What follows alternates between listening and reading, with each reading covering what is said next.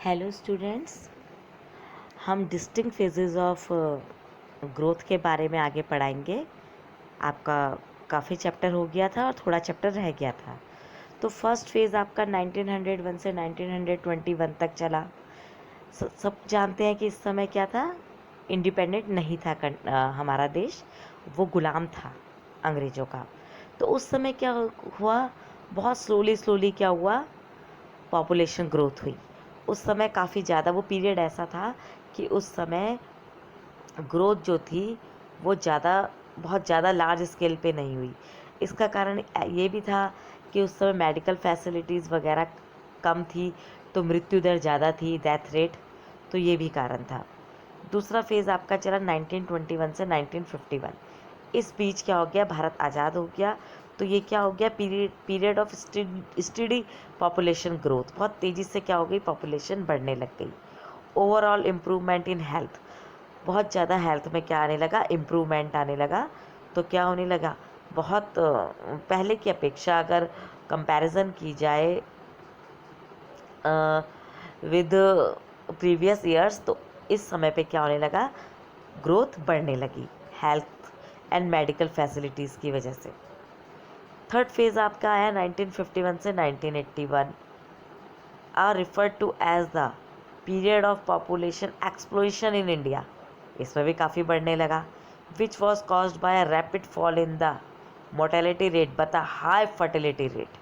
Mortality rate कम होने लगा पर फर्टिलिटी रेट क्या होने लगा, पॉपुलेशन का बढ़ने लगा कंट्री में। यानी कंट्री में क्या होने लगा, जो फर्टिलिटी होती है, बच्चे पैदा करने की क्षमता, वो सब क्या होने लग गई, बढ़ने लग गई। इसका कारण क्या था, अवेयरनेस है, पीपल के अंदर अवेयरनेस आ गई। उसके अलावा मेडिकल फैसिलिटी हो गई, सैनिटेशन वगैरह हो गया, अच्छा सब काफ़ी चीज़ें आ गई, एजुकेशन आ गई। तो इसमें भी क्या हो गया, बहुत ज़्यादा ग्रोथ रेट आने लगा और average annual growth rate was a high as 2.2%. It is in this period after the independence that developmental activities were introduced through a centralized planning process. एक तरह से हर चीज़ की एक प्रोसेस चलने लगी, एक प्रक्रिया चलने लगी, क्योंकि कंट्री क्या होने लगी, डेवलप होने लगी धीरे धीरे करके। इसके अलावा आपका क्या है, नेक्स्ट लास्ट फेज़ जो आएगी वो आपकी 1981 टिल प्रेजेंट, 1981 से अब तक the growth rate of country's population though remain high. और अब तक क्या है, बहुत ज़्यादा ग्रोथ बढ़ती ही जा रही है। A downward trend of crude birth rate is held responsible for such a population growth. This was in turn affected by an increase in the mean age at marriage. क्या हो गया, मैरिज की जो mean as है वो भी increase होती रही, बढ़ती गई। पहले छोटी उम्र में शादियां हो जाती थी, ठीक है। तो improve quality of life, life की क्वालिटी बढ़ती गई है। तो इस वजह से डेथ रेट कम और बर्थ रेट ज़्यादा होने की वजह से क्या होने लगा, population rate of country's population though remained high. जबकि स्टार्टिंग में क्या है, स्टार्टेड स्लोइंग डाउन ग्रेजुअली, पहले ये धीरे था, पर a downward trend of crude birth rate is held responsible for this. The growth rate of population is however still high in the country. इस समय पे बहुत ज़्यादा है। और world development report that population of India will through 1350 million bye 2025। वो कह रहे हैं कि 1350 मिलियन तक 2025 तक भारत की जनसंख्या चली जाएगी। अब regional variation in population growth है। रीजनल मतलब होता है हर राज्य का अलग अलग, रीजनल ये वेरिएशन है ग्रोथ में। आप केरला देख लीजिए, कर्नाटक हो गया, तमिलनाडु, आंध्र प्रदेश, उड़ीसा, पौंडीचेरी, गोवा, इन सब में क्या लो रेट है ग्रोथ का, यानी साउथ का, ठीक है। 20% ओवर द डेकेड, केवल 20% जनसंख्या बढ़ी है पूरे दशक में, पूरे 10 सालों में। साउथ में अगर देखिए, आंध्रा, उड़ीसा, कर्नाटक, केरल। इसका कारण बहुत है, आप सब लोग जानते हैं, एजुकेशन मेन कारण है इसका। इसके अलावा अगर आप नॉर्थ इंडिया की बात करें तो north east India, north India, north central India, यहाँ पे क्या है, इन स्टेट्स में पॉपुलेशन ग्रोथ ज़्यादा है। During 2001-2011, the growth rates of almost all states and union territories have re-registered a lower figure compared इस अगर हम 91 और 2000 से कंपेयर करें तो लगभग सारे स्टेट्स की जो है ग्रोथ वो क्या हो रही है, almost all states and union territory have a lower figure में आ रही है अगर कंपेयर करें पहले से। 91 से 2001 तक ज़्यादा रैपिड उसमें हुई, ज़्यादा ग्रोथ बढ़ी है।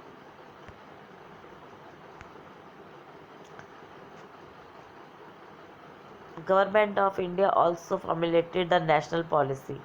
गवर्नमेंट ने काफ़ी नेशनल पॉलिसी बनाई है, ठीक है। NYP बोलते हैं इसे, द नेशनल यूथ पॉलिसी है 2014 की। ये लॉन्च की गई है फरवरी 2014 में, ठीक है। इसमें एक विज़न रखा गया है यूथ ऑफ इंडिया, पूरे भारत के जो यंग एज के लोग हैं पीपल, उनके लिए, कि उनकी एम्पावर कैसे बढ़ाई जाए, उनका एक तरह से शक्ति कैसे बढ़ाई जाए, youth of the country to achieve their full potential and through them enable India to find is rightful place in the community of nations, ठीक है। NYP 2014 में आया। ये एक तरह से अवेयरनेस के लिए, जागरूक करने के लिए है कि पॉपुलेशन को किस तरह से हम क्या करें, कम करें, या पॉपुलेशन को एक तरह से कम नहीं कर सकते तो उसे क्या एक बैलेंस किया जाए, सस्टेनेबल डेवलपमेंट के आधार पे उसका क्या किया जाए, बैलेंस, एक सतत, एक बिल्कुल उसको एक संतुलन की अवस्था में लाया जाए। अब है पॉपुलेशन कंपोजिशन। पॉपुलेशन कंपोजिशन का मतलब आपका क्या है, जनसंख्या संगठन, किन जगहों पे किस तरह से डिस्टिंक्ट फील्ड, अलग अलग जगहों पे अलग अलग संगठन हो रखा, अलग अलग इकट्ठा है पॉपुलेशन। सबसे पहले हम रूरल अर्बन कंपोजिशन देख लेते हैं। Composition of population by their respective places of residence is an important indicator of social and economic characteristics. सबको पता है भारत की लगभग 68.8% of its total population lives in village. Bharat की लगभग 70% टोटल पॉपुलेशन कहाँ रह रही है, गांव में निवास कर रही है, ठीक है। वो development of urban areas in terms of social economic conditions. अब क्या है, अर्बन शहर और रूरल अर्बन माइग्रेशन, यानी गांव से शहर की लोग बहुत जा रहे हैं। और मैंने आपको पहले भी बताया था कि इंड्यूस पॉपुलेशन भी होती है, उसका भी, यानी माइग्रेशन, जो एक तो नेचुरल पॉपुलेशन ग्रोथ होती है, एक इंड्यूस्ड होती है।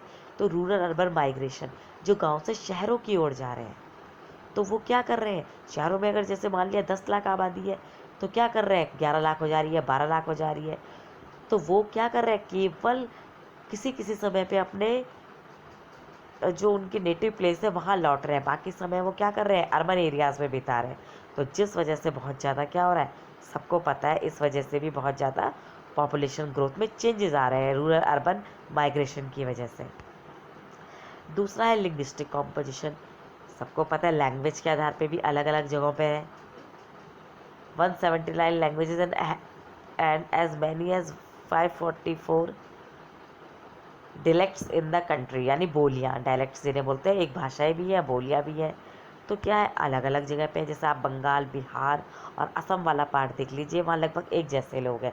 आप गुजरात, महाराष्ट्र, गोवा वाला पार्ट देख लीजिए, वहाँ एक जैसे लोग हैं, एक जैसे जो स्किल्स है जिनकी बोलने की। तो क्या है, लैंग्वेज के बेस पे भी कंपोजिशन किया गया है। Linguistic classification, speaker of major Indian languages belong to 4 language families, 4 families से हैं एक, ठीक है।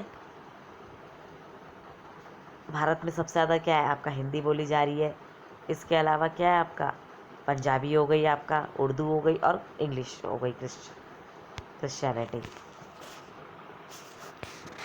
रिलीजियस कंपोजिशन, धर्म के आधार पर। Religious is one of the most dominant forces affected in the cultural and political life of the majority of Indians।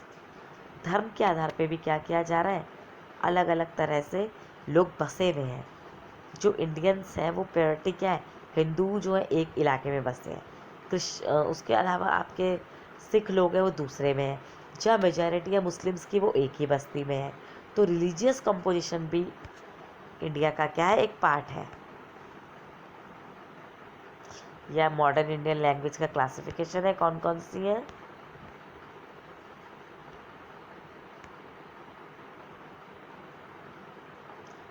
Hindus are distributed as a major group, मैंने आपको पहले ही बता दिया। मैनी स्टेट्स जैसे मध्य प्रदेश हो गया, उत्तर प्रदेश हो गया आपका, बिहार हो गया आपका, यहाँ क्या है हिंदुओं का ज़्यादा मेजॉरिटी है। उसके अलावा आप नॉर्थ ईस्ट में चली जाइए तो नॉर्थ ईस्ट में ज़्यादा क्रिश्चियनिटी है, बौद्ध धर्म को मानने वाले, बुद्धिस्ट है। साउथ में आपके द्रविड़ हैं। मुस्लिम्स द लार्ज कम्युनिटी, जो रिलीजियस माइनॉरिटी है ये आपकी JNK में है ज़्यादा। वेस्ट बंगाल में, केरला में बहुत ज़्यादा है मुस्लिम्स। मैं आपको पहले भी ये बात बता चुकी हूँ कि रिलीजियस कंपोजिशन के हिसाब से भी देश में अलग अलग संगठित हो रखे हैं लोग। अब है composition of working population. Working का भी सबको पता है, यानी कार्यात्मक जनसंख्या, कौन सी जनसंख्या कहाँ कार्य कर रही है। The population of India according to their economic status is divided into 3 groups, main workers, marginal workers and non workers. एक जो है वो मेन जो काम कर रहे हैं, मार्जिनल यानी जो कभी काम कर रहे हैं कभी नहीं, जो जैसे बिहार से यहाँ काम करने आ गए, गोरखपुर से आ गए, यूपी वाले पार्ट से आ गए, बहराइच से आ गए, गोंडा, बस्ती, ये सब। और तीसरा क्या है, नॉन वर्कर, जो काम ही नहीं कर रहे हैं। It is observe that India the preposition of workers both men and marginal is only 39.8, केवल 39.8 है जो जनसंख्या यहाँ काम कर रही है, बाकी क्या है नॉन वर्कर है। सबसे ज़्यादा union territory show a moderate variation from about 39.6% in Goa to about 49.9% to Daman and Diu. सबसे ज़्यादा लार्जर परसेंटेज आपकी कहाँ है वर्कर्स की, Himachal Pradesh, Sikkim, Chhattisgarh, Andhra, Karnataka, Arunachal, Nagaland, Manipur, Meghalaya. Among the union territories Dadra and Nagar Haveli and Daman and Diu have higher participation rate. It is understood that in the context of a country like India, यह सबसे ज़्यादा percentage है आपका वर्किंग पॉपुलेशन का। ठीक है, the occupational composition of India's population क्या है, किस किस चीज़ में लगी है, लोग फार्मिंग में लगे हैं, व्यापार में लगे हैं, ट्रेड में लगे हैं, प्राइमरी एक्टिविटीज़ है आपके, सेकेंडरी एक्टिविटीज़ है, टर्शरी एक्टिविटीज़ में लगे हुए हैं, सबको पता है ये बात। और सबसे ज़्यादा किस में लगे हुए हैं हमारे जनसंख्या, एग्रीकल्चर सेक्टर में सबसे ज़्यादा। ये इंपॉर्टेंट बात है जो याद रखनी है। बेटी बचाओ बेटी पढ़ाओ सोशल कंपेयरिंग, ये सबको पता है। बेटी बचाओ बेटी पढ़ाओ क्या है कि सबको पता है ये सब कि सेक्स रेशो में कितना डिफरेंस आ रहा। सबसे ज़्यादा जो लोएस्ट सेक्स रेशो है हरियाणा का है, वहाँ पे लड़कों पे लड़कियाँ कम है, जबकि सबसे ज़्यादा सेक्स रेशो का है केरल में है। इसका कारण बहुत सारे हैं, सबसे मेन कारण तो उसका एजुकेशन ही है। ठीक है, ये मैं आपको डेटा अभी उसमें सेंड कर दूंगी आपको, जो लेटेस्ट डेटा है इस चैप्टर से रिलेटेड। ठीक है, तो उसकी आप चिंता मत करना। तो सबको पता है कि सोसाइटी का काफ़ी मेल फीमेल ट्रांसजेंडर हर तरह से हो रखा है अब। ठीक है, अब क्या हो रहा है, इसीलिए बेटियों के लिए बहुत सारी स्कीम निकाली जा रही है, कई तरह की स्कीम्स है। सरकार ने बेटी बचाओ बेटी पढ़ाओ बहुत ज़्यादा निकाली हुई है इसके लिए, सबको पता है वो। मैं आपको 3-4 स्कीम्स लिखा भी दूँगी। ठीक है, तो इसमें क्या है कि इनको किस तरह से अपने उसमें क्या बनाना है, आत्मनिर्भर बनाया जाए, सेल्फ डिपेंडेंट बनाया जाए लड़कियों को, उनकी शिक्षा पे, उनकी आगे की पढ़ाई पे, बहुत चीज़ों के लिए सरकार क्या कर रही है, खर्च कर रही है। और ये सब UNDP की वो है, यूनाइटेड नेशन डेवलपमेंट प्रोग्राम होते हैं ये, UNDP और SDR के प्रोग्राम चलते हैं। All efforts need to made to address the denial of opportunities of education, employment, political representation, low wages for similar type of work, कम पैसे ज़्यादा घंटों के लिए काम करना सोसाइटी के लिए, इन सब के लिए रूल बनाए गए हैं कि इतने टाइम तक के लिए इतने टाइम का काम नहीं करेंगे, छोटे बच्चे काम नहीं करेंगे फैक्ट्रीज़ में। बहुत सारे इस तरह के रूल बनाए गए हैं। The government of India has duly acknowledged the adverse impact of these discrimination and launched a nationwide campaign called Beti Bachao, Beti Padhao.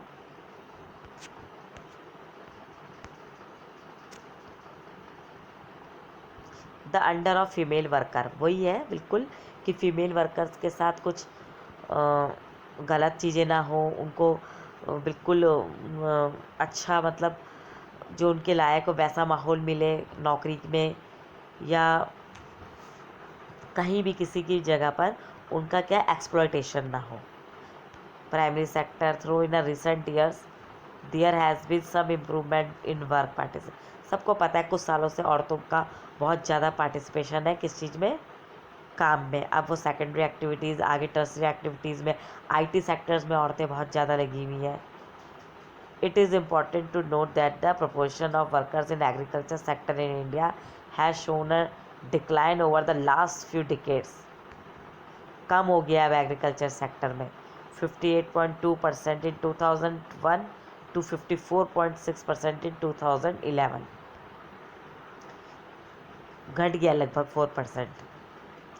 This indicates a shift of dependent of workers from farm based occupation to non farm. अब लोग farm based से जगह non farm based occupations में आ रहे हैं, जिससे secondary और tertiary activities में ज़्यादा आ रहे हैं अब बजाय प्राइमरी एक्टिविटीज़ के। और लड़कियों का भी जो परसेंटेज है वो टर्सरी एक्टिविटीज़ में बढ़ता ही जा रहा है। सबको पता है कि बहुत ज़्यादा आईटी सेक्टर में काफ़ी हो गया है। The states like Himachal Pradesh and Nagaland have very large share of cultivators. On the other hand, states like Bihar, Andhra, Chhattisgarh, Odisha, Jharkhand, West Bengal and Madhya Pradesh have high proportion of agricultural laborers. बहुत ज़्यादा agriculture labour जाते हैं यहाँ से दूसरे राज्यों में काम करने के लिए या अपने ही राज्यों में. The highly urbanized areas like Delhi, Chandigarh and Pondicherry have a very large proportion of workers being engaged in other services. ये तो बहुत आसान बात है, कोई ज़्यादा बहुत बड़ी समझाने वाली बात नहीं है. इन चीज़ों में क्या है, जो बड़े मेट्रोपॉलिटन सिटीज़ हैं, मेट्रो सिटीज़ हैं, वहाँ पे प्राइमरी एक्टिविटीज़ नहीं है, बहुत कम परसेंट है. और वो क्या है, वो है ही नहीं प्राइमरी एक्टिविटीज़ में, वो सेकेंडरी और टर्सरी एक्टिविटीज़ और क्वार्टरली एक्टिविटीज़ में लगे हुए हैं. जबकि आपके हिमाचल वगैरह जो कल्टीवेटर्स जहाँ पे ज़्यादा है, बाग है, बगीचे, हॉर्टिकल्चर है, वहाँ पे ज़्यादा काम क्या हो रहा है, प्राइमरी एक्टिविटीज़ का हो रहा है. ठीक है, ये चैप्टर आपका कंप्लीट हो गया है. और इसके ऑब्जेक्टिव्स ज़रूर देख लेना, क्योंकि पैटर्न बदल गया है एग्ज़ाम का. अब क्या हो रहा है, आपका एग्ज़ाम क्या हो रहा है, ऑब्जेक्टिव बेस हो रहा है. इस साल से 18 मार्क्स के आपके ऑब्जेक्टिव्स आ रहे हैं, तो आपको हर लेसन के ऑब्जेक्टिव्स ढंग से